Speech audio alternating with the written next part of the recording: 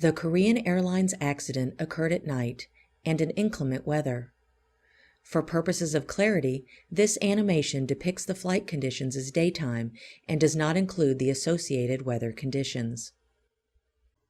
During descent into the Guam traffic area, the captain briefed the crew that they would be flying a localizer approach. He informed the crew that the glide slope was inoperative, told them of the radio frequencies that would be used, and, since weather conditions were visual, if a go-round was necessary, it would be flown visually. He also stated that since the glide slope was inoperative, the minimum descent altitude during the approach would be 560 feet. During the descent, there were several minutes of conversation about weather being indicated on the airplane's radar, and that conditions were generally deteriorating. At one point during the descent, the crew had requested a flight path deviation around heavy weather. As the flight descended through 2,800 feet, the controller cleared the flight for the approach and instructed the crew to intercept the localizer and that the glide slope was out of service.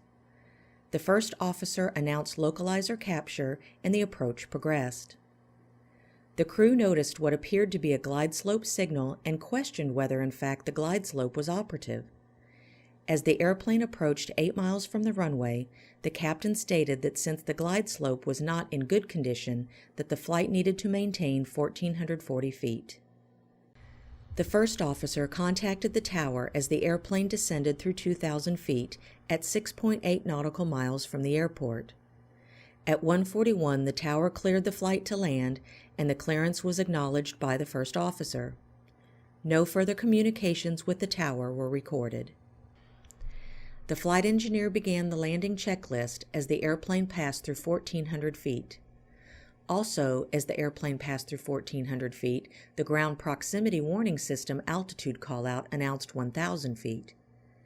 As the airplane descended through 1,100 feet at 4.6 miles from the runway, a radio altitude callout of 500 feet was recorded on the cockpit voice recorder, followed about 2 seconds later by a remark from the first officer that the accident report characterized as astonished, as though he was surprised by the altitude callout.